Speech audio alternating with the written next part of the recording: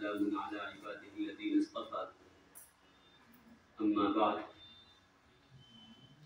क़ाल अल्लाहु तबारक व तआला अऊज़ु बिल्लाहि मिनश शैतानिर रजीम बिस्मिल्लाहिर रहमानिर रहीम अला लहुल खल्क़ु वल अम्र व क़ाल तआला इन्नद-दीन इंदल्लाहिल इस्लाम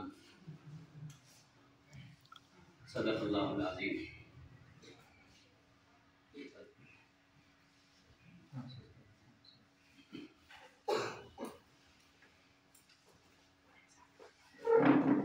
सबसे पहले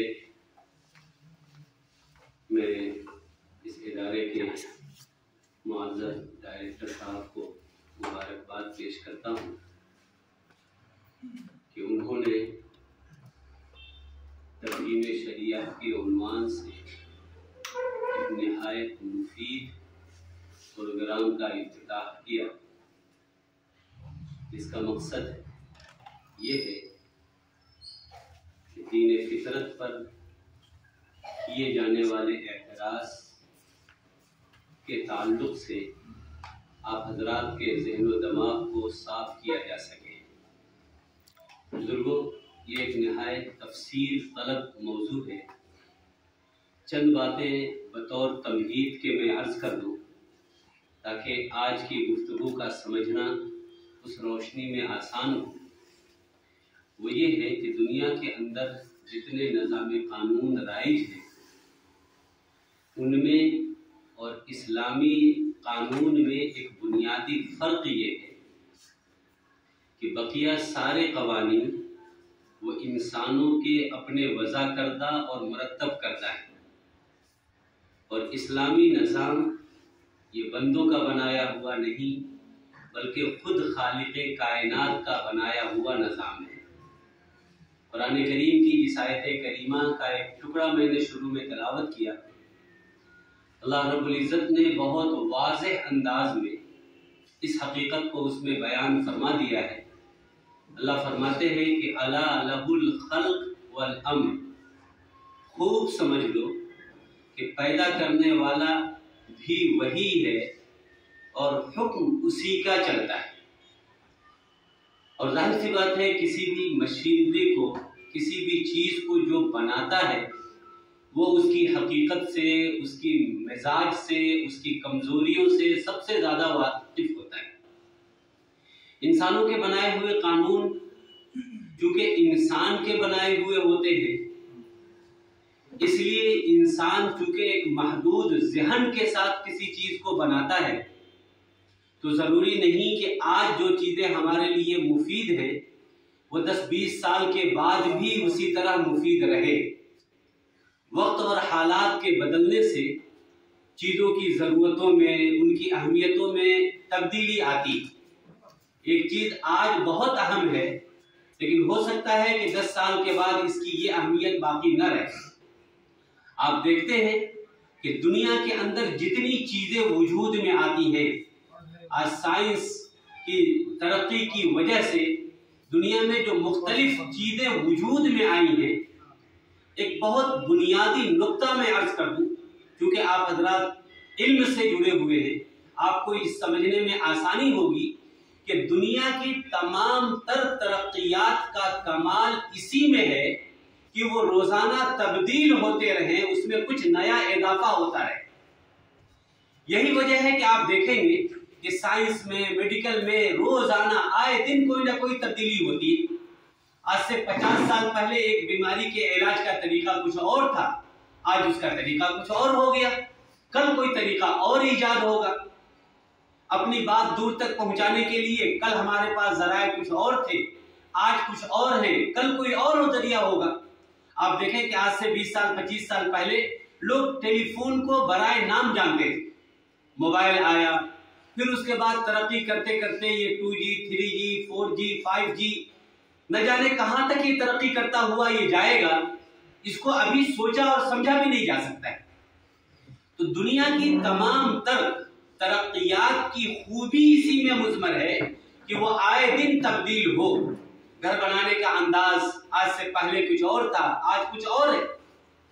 खाने पीने की चीजों के अंदर, दवा और इलाज के तरीकों के अंदर पहले तरीके कुछ और थे, आज कुछ और है। पहले न जाने किन किन मराहिल से इंसान को गुजरना पड़ता था, आज एक क्लिक के अंदर वो सारी चीजें मौजूद हो जाती। पहले लिखने पढ़ने में इंसान को कितनी दुश्वारी पेश आती थी, आज कंप्यूटर ने उस सफर को कितना आसान कर दिया।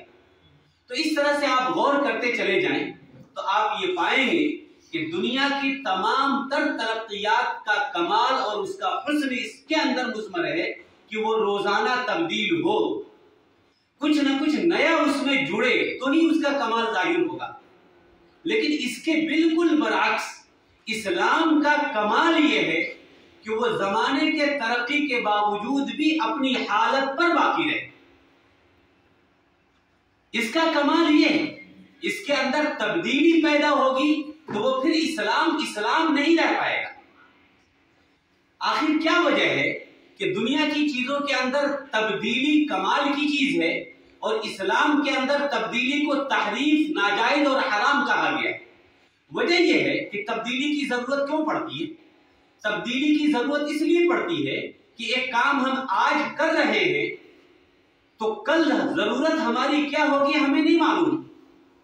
एक नई चीज दरियाफ्त होती है तब हमें लगता है कि ओहो ये चीज तो ज्यादा आसान है, इसको इसमें शामिल करना चाहिए। यानी 10 साल के बाद एक ऐसी चीज हमारे सामने आएगी जो आज हमारे सामने नहीं है, आज हम उससे नावाकिफ हैं। ये इंसान का इल्म एक महदूद होता है, वो एक महदूद हद तक ही सोच सकता है, उसके आगे वो नहीं सोच सकता। लेकिन इस्लाम उस खुदा का बनाया हुआ और उस अल्लाह का बर्पा किया हुआ निजाम है जिसके लिए माजी, हाल, मुस्तकबिल कोई चीज नहीं। वो आने वाले जमाने को भी इसी तरह जानता है जिस तरह हम गुजरे हुए जमाने को जानते हैं। यानी पास्ट, प्रेजेंट, फ्यूचर अल्लाह के यहाँ कोई चीज नहीं, इसकी कोई हकीकत अल्लाह के यहाँ नहीं। जिस तरह हम गुजरे हुए काम को जानते हैं कि हम कल हमने क्या किया था, कल हमारे साथ क्या क्या हुआ, जिस तरह ये हमें मालूम है अल्लाह को ये भी मालूम है कि कल हमारे साथ क्या होगा। तो अल्लाह के यहाँ पास्ट और फ्यूचर ये एक है। वो बैक वक्त जिस तरह माजी की बातों को जानते हैं, हाल और इस्तेकबाल को भी जानते हैं। इसलिए क़यामत तक क्या क्या तब्दीलियां होंगी वो अल्लाह को आज ही मालूम है। लिहाजा जब सब उसको मालूम है और सारे इल्म के बाद कोई चीज अगर मरतब की जाएगी तो उसमें अब तब्दीली की गुंजाइश कहां रह जाती। तो ये एक बुनियादी निजाम है इस्लाम में और दूसरी चीजों के दरमियान। ये एक फर्क है बुनियादी तौर पर जिसे हमें और आपको समझना है।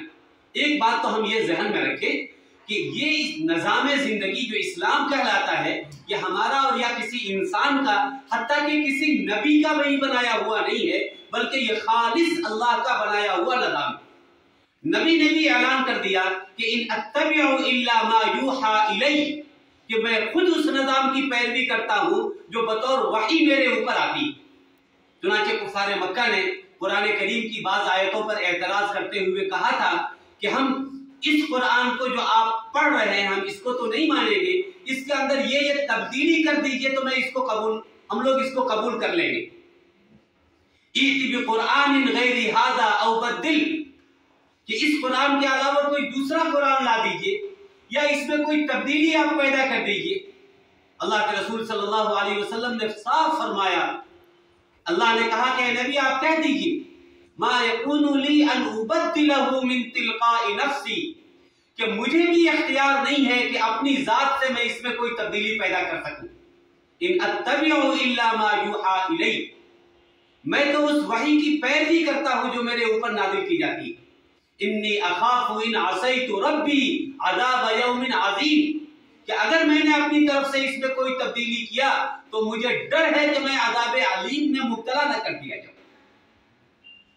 चुनांचे कुरान करीम के बारे में कुरान का जो चैलेंज है वो आप हज़रात जानते होंगे कि किस तरह कुरान के बारे में जब लोगों ने शुबहा किया कि ये अल्लाह का कलाम नहीं, अल्लाह का निजाम नहीं, बल्कि इंसानों का बनाया हुआ या जिन्नातों से सुनकर आप पेश कर देते हैं या किसी साहिर का, काहिन का कलाम है, तो कुरान ने किस तरह से बतौर चैलेंज इसको पेश किया कि इन कुंतुम फी रैबिम मिम्मा नज़्ज़लना अला अब्दिना फ़अतू बिसूरतिन मिन मिस्लिही, कि मुख्तलिफ मरहले में उनको चैलेंज किया गया कि अगर तुमको यकीन नहीं है कि यह अल्लाह का कलाम है तो इस तरह का एक कुरान तुम भी ला दो।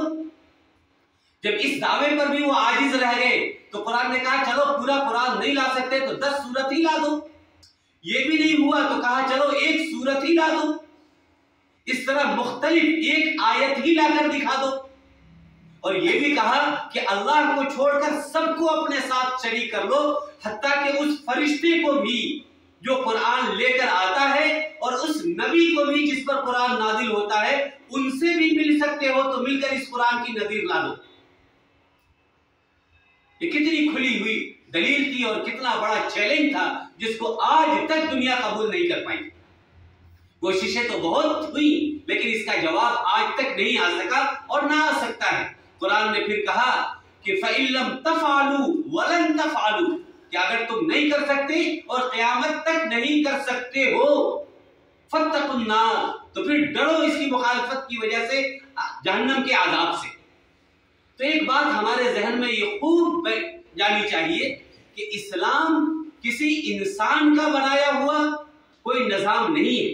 ये वो निज़ाम जिंदगी है जिसको खुद उस अल्लाह ने बनाया है जिस अल्लाह ने इंसानों को पैदा किया। एक गाड़ी जो कंपनी बनाती है वो जानती है कि इस गाड़ी का इस्तेमाल कैसे होगा और उसके बनाए हुए उसूल और तरीके के मुताबिक अगर गाड़ी को इस्तेमाल किया जाएगा तो उससे नफा हासिल होगा और उसके खिलाफ अगर इस्तेमाल किया जाएगा तो नफा के बजाय नुकसान होगा। इसी तरह हमें यह समझना होगा कि ये निज़ाम जिंदगी जो कुरान की शक्ल में हमारे पास मौजूद है ये अल्लाह का दिया हुआ निज़ाम है, उस अल्लाह का दिया हुआ जो अल्लाह क़यामत तक के तमाम चीजों से वाकिफ है। कोई तब्दीली इंसान की कोई जरूरत ऐसी नहीं है जो क़यामत तक पेश आने वाली है जिसका इल्म अल्लाह को आज पूरे तौर पर ना हो। लिहाजा इसमें तब्दीली की कोई गुंजाइश हो नहीं सकती। इसलिए क्योंकि दुनिया के दूसरे निज़ाम इस्लामी निज़ाम का मुकाबला नहीं कर सकते थे, इसलिए वो मजबूर थे इस बात पर कि वो अपने निज़ाम को जब इस्लाम की वजह से फीका पड़ता हुआ वो देख रहे थे तो मजबूरन इस पर एतराज करना ये उनकी एक मजबूरी बन गई। बहुत सी वजह हो सकती है कि आज पूरी दुनिया इस्लाम की मुखालिफत क्यों कर रही है, इसके बेशुमार वजूहात हो सकते हैं। क्योंकि आज का ये मौजू नहीं है। आज जैसा कि आपने शुरू में सुना कि आज तफहीम शरीयत के ताल्लुक से जिस उन्वान और टॉपिक पर गुफ्तगू करनी है वो 2 बुनियादी उन्वान है। एक तो ये है कि इस्लाम के ताल्लुक से ये गलतफहमी फैलाई गई है कि इस्लाम में औरतों को वो दर्जा नहीं दिया गया जो मर्दों को दिया गया है और इसके लिए बहुत सी बातों को दलील के तौर पर पेश भी किया जाता है। बहुत सी बातों को दलील के तौर पर पेश भी किया जाता है। इसकी क्या हकीकत है आज हम समझेंगे कि क्या वाकईतन ऐसा है कि इस्लाम में औरतों का हिस्सा मर्दों से कम रखा गया है इसलिए कि औरत की हैसियत इस्लाम में मर्दों से कम समझी गई है, वो आधी मखलूक तस्वुर की जाती है, वो कमजोर तरीन मखलूक तस्वुर की जाती है। क्या यह है? पूरी दुनिया में इसका ढंढोरा पीटा गया, बाकायदा एक प्लानिंग के साथ एक मुकम्मल साजिश के साथ यह साबित करने की कोशिश की गई है कि इस्लाम औरतों को मुक़य्यद करके रखना चाहता है, उनको आज़ादी नहीं देता, उनको हुकूक अदा नहीं करता। इन बातों को समझने के लिए हमें 3 बुनियादी नुक्तों को समझना पड़ेगा। सबसे पहली चीज तो यह है कि हम ये देखें कि इस्लाम के आने से पहले दुनिया में औरतों की हालत क्या थी। तो दुनिया में औरतें तो ऐसा तो नहीं है कि इस्लाम के बाद आई, इस्लाम से पहले भी औरतें मौजूद थी। उनके साथ क्या सलूक किया जाता था? जिस वक्त इस्लाम नहीं था, दूसरे मज़ाहिब थे, उस वक्त औरतों के साथ क्या सलूक किया जाता था, हम जरा उस पर एक नजर डालें। यह भी एक मुस्तकिल तवील मौजू है, अगर इस पर गुफ्तगू किया जाए तो बात बड़ी लंबी हो जाएगी। बस चंद बातें, और वो भी कोई किस्सा और कहानी के तौर पे नहीं, बल्कि उन बातों के जरिए जिसको कुरान ने बतौर चैलेंज के पेश किया था उस जमाने में। सबसे पहली बात तो यह है कि इस्लाम के आने से पहले औरतों की सूरत हाल ये थी कि जिस वक्त दुनिया में इस्लाम आया उस वक्त दुनिया में ये बहस हो रही थी कि औरत भी कोई मखलूक है या नहीं, इस पर भी गुफ्तगू हो रही है। यानी उस उसको जिंदा रहने का हक भी हासिल है या नहीं, इस पर भी गुफ्तगू की जाती थी। उसके साया तक को मनहूस और नापाक समझा जाता था। अरब का कोई शख्स सफर में निकलता था और घर से बाहर निकला, किसी औरत पर उसकी निगाह पड़ गई तो वो समझता था कि आज का मेरा सफर ये सही नहीं होगा, वो वापस हो जाता था, अपने सफर को मुअख्खर कर देता था, इसलिए कि एक मनहूस चीज पर उसकी निगाह पड़ गई। तो इतना, यानी किसी गलती को बताने के लिए, किसी चीज की नुहूसत को बताने के लिए औरत का इस्तेमाल होता था। एक घर में अगर लड़का पैदा हो गया तो जश्न मनाया जाता था, लेकिन लड़की पैदा हो गई तो बाप का चेहरा सुर्ख हो जाता था। कुरान खुद कहता है वइज़ा बुश्शिरा अहदुहुम बिल उन्सा, कि इनकी हालत तो ये थी। खुद उन लोगों को चैलेंज करते हुए कुरान कहता है कि तुम औरतों के हुकूक की बात करते हो, तुम्हारा हाल तो ये है कि इज़ा बुश्शिरा अहदुहुम बिल उन्सा, कि तुम में से किसी मर्द को अगर ये बताया जाता था कि उसके घर किसी बच्ची की पैदाइश हुई है तो उसकी हालत क्या होती थी? ज़ल्ल वजहुहु मुस्वद्दा, उसका चेहरा स्याह हो जाता था कि कहां से ये मनहूस मेरे घर आ गई। वहुवा कज़ीम, और वो गुस्से में आ जाता था। यतवारा मिनल कौम, वो अपने कौम और खानदान के लोगों से छुपता फिरता था कि कोई देख ले तो कह दे कि अरे ये देखो ये मनहूस औरत का बाप है, लड़की का बाप है। यानी इतनी शर्म की बात ये समझी जाती थी, एक औरत का बाप होना इंसान के लिए इतना शर्म की बात थी कि किसी के घर अगर बेटी पैदा हो जाती तो वो छुपता फिरता था, अपना चेहरा नहीं दिखा पाता था लोग। और वो करता क्या था? कुरान खुद कहता है कि उसको जिंदा दरगोर कर दिया जाता था। अयुमसिकुहु अला हून अम यदुस्सुहु फित तुराब, या तो उसको कहीं छुपा दे, मिट्टी में दबा दे, या उसको उसी तरह बाकी रखे, इसकी फिक्र होती थी। और एक दो नहीं, हजारों वाकयात है जिसमें जिंदा बेटियों को दरगोर किया गया। तारीख में ऐसे ऐसे वाकयात मिलते हैं कि सहाबा ने ईमान कबूल करने के बाद अपना वाकया बयान किया कि मेरी बच्ची 7 साल तक की हो गई थी। एक वाकया किताबों के अंदर आता है, बड़ा अजीब वाकया है कि एक आदमी था अरब का, वो कमाने के गर्ज से कहीं दूर सफर पे गया। उसकी बीवी उम्मीद से थी, पैदाइश का वक्त करीब था, वो सफर में चला गया। उस जमाने में लोग जाते थे तो महीनों महीनों बाहर रहा करते थे, सालों साल के बाद वापस आते थे। आज की तरह सफर की सहूलत तो नहीं थी कि गए और घंटों में वापस चले आए फ्लाइट से, ये दौर तो था नहीं। पैदल लोग सफर किया करते थे, जानवरों से चला करते थे। उस वक्त न ट्रेन न बस, कोई इंतजाम नहीं था। तो बहरहाल ये जब जाने लगे घर से तो उस वक्त उनकी बीवी उम्मीद से थी। जब 2-3 साल के बाद जब वापस आए तो जब आने का वक्त करीब हुआ तो इनकी बीवी को खतरा हुआ कि मेरा शौहर जब आएगा और उसको पता चलेगा कि ये बेटी मेरी है तो फौरन वो जिंदा दफन कर देगा उसको। लेकिन माँ की ममता कैसे मान सकती थी, इसलिए माँ घबराई भी रहती थी कि मेरी बेटी मुझसे छीन न ली जाए। तो माँ ने ये किया कि पड़ोस की एक औरत से गुफ्तगू किया कि देखो इतनी हसीन जमील ये बच्ची है, खूबसूरत है, इसके बगैर मेरा जी नहीं लगता।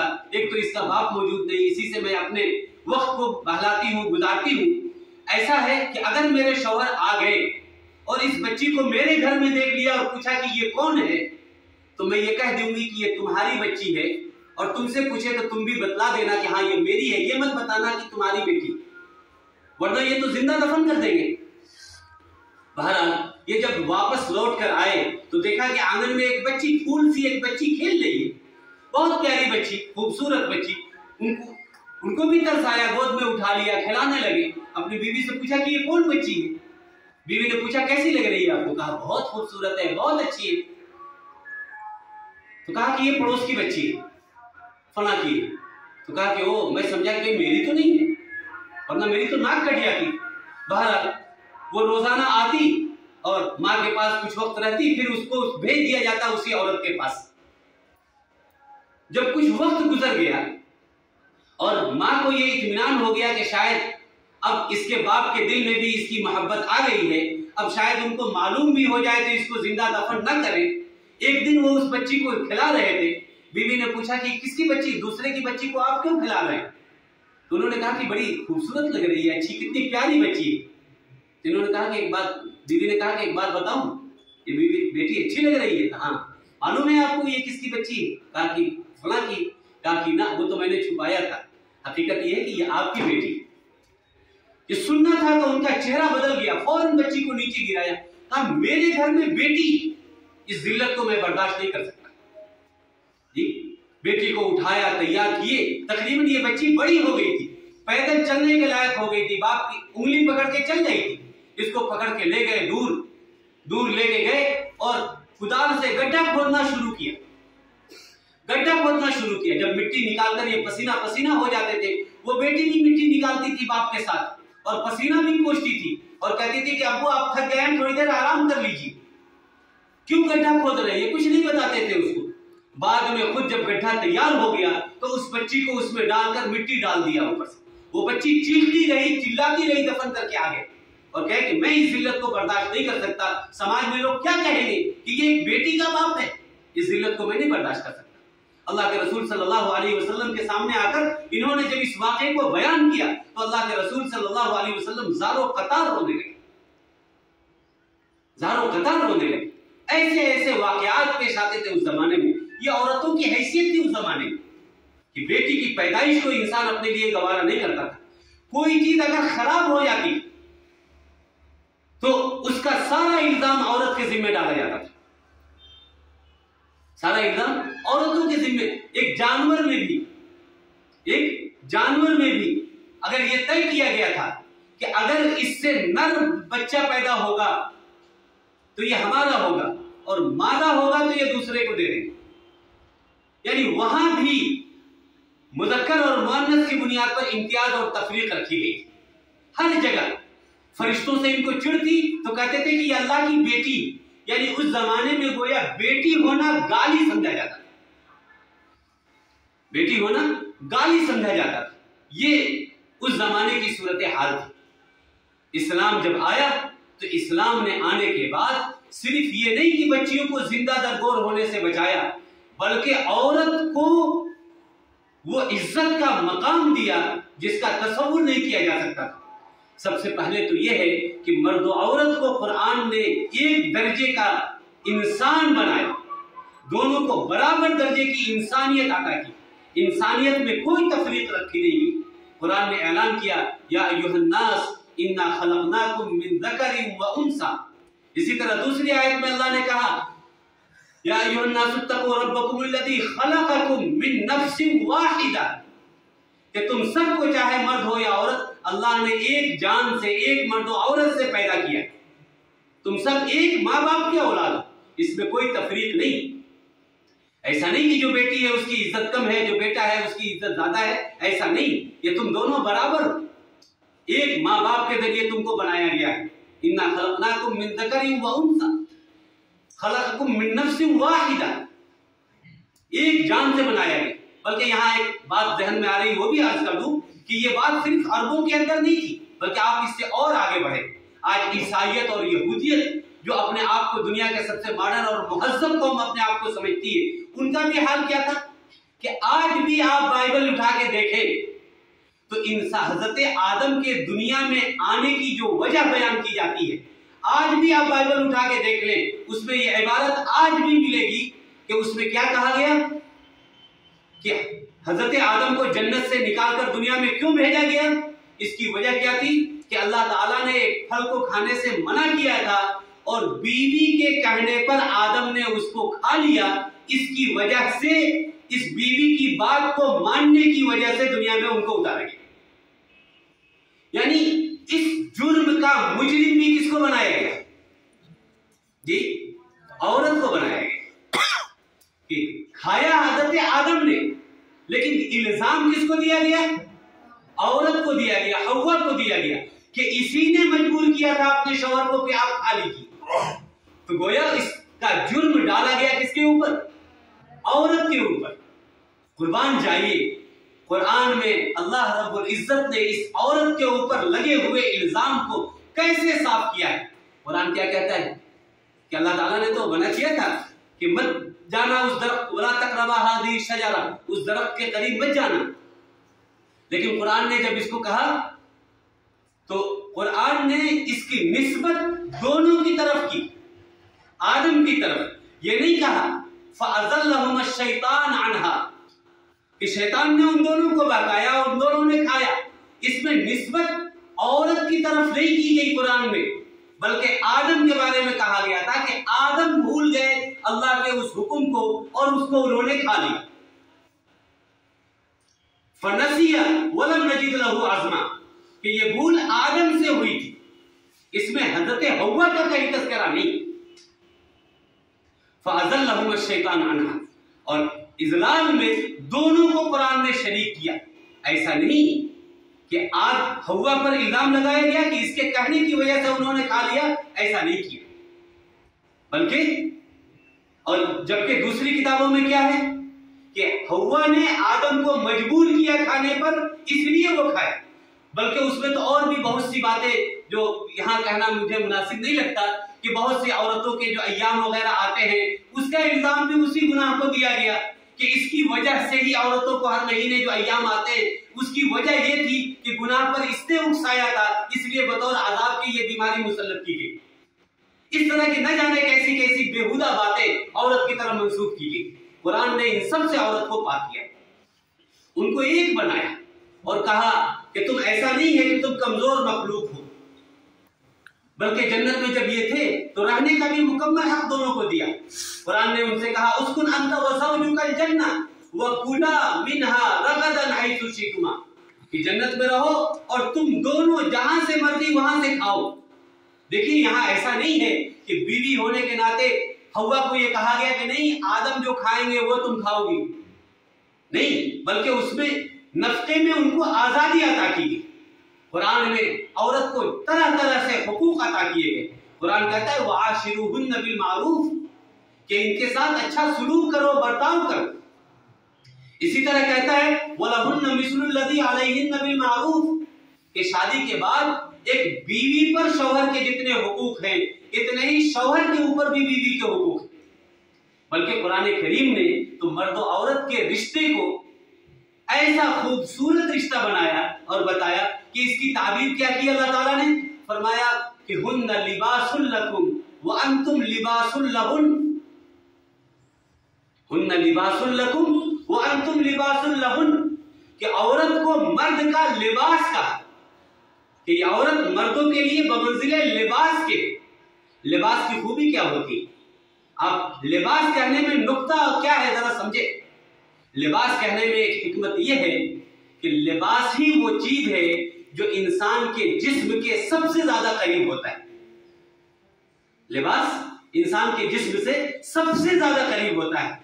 औरत को लिबास कह के कुरान ये बतला रहा है कि ये वो रिश्ता है जो तुम्हारे दिल और जिस्म के सबसे ज्यादा करीब रहना चाहिए।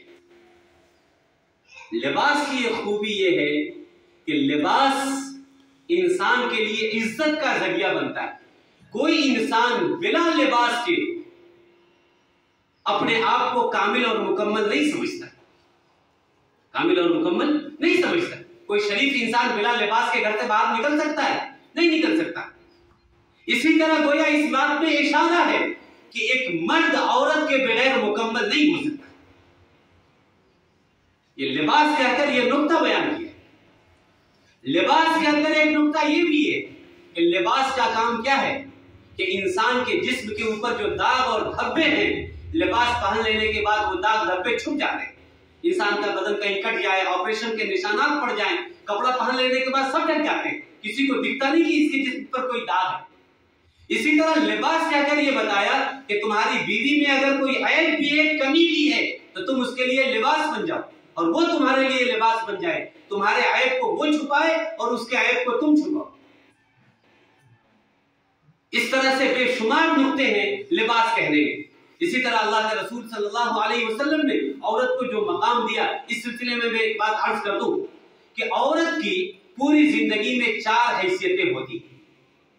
एक औरत बचपन से लेके बुढ़ापे तक 4 मरहलों के अंदर होती है। या तो वो बेटी होती है, ये 4 रूप हैं औरत के, या तो वो बेटी होती है, या वो बहन होती है, या वो बीवी होती है, या वो मां होती है। ये 4 हालत में औरत की जिंदगी गुजरती है जी। जब तक वो अपने मां के यहां होती है तो वो बेटी बनकर जिंदगी गुजारती है या बहन बनकर जिंदगी गुजारती है। फिर जब उसकी शादी हो जाती है तो उसकी पहचान एक बीवी की हैसियत से होती है। फिर जब उम्र के अच्छे खासे पड़ाव तक पहुंचती है तो फिर वो मां बनती। ये 4 मरहले से औरत गुजरती है। इन चारों मरहलों में आप देखिए कि इस्लाम